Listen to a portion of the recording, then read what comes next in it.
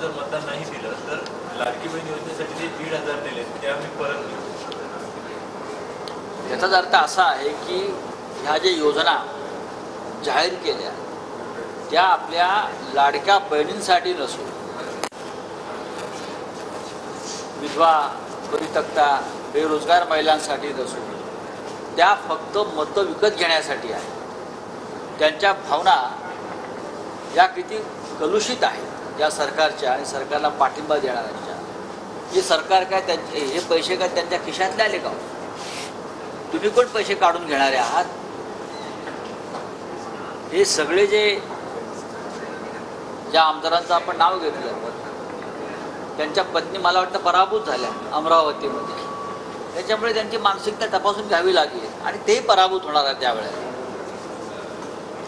हे फक्त एक आमदार नाही तर महाराष्ट्रातले अनेक आमदार सत्ताधारी पक्षाचे नेते आणि मंत्री वारंवार हीच भाषा बोलतायत की 1500 रुपये तुम्हाला देतोय, मतं द्या, नाहीतर आम्ही 1500 रुपये परत घेऊ। त्यांच्या बापजात्यांचे पैसे आहेत ना?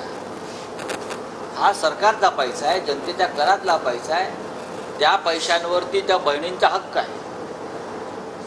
त्यांचाही कर सरकारमध्ये गेला, त्यातून तर ते पैसे मिळतात। हे सगळे जे आहेत लोक हे यांची मानसिकता भ्रष्ट आहे, मतं विकत घेण्याची आहे आणि ती सरकारी पैशातून मतं विकत घेण्याची। माननीय उद्धव ठाकरे साहेबांनी स्पष्ट सांगितलं योजना सरकारी आहे, महिलांनी लाभ घ्यावा। पण जेव्हा आमचं सरकारी तेव्हा या 1500 रुपयामध्ये नक्की वाढ केली जाईल।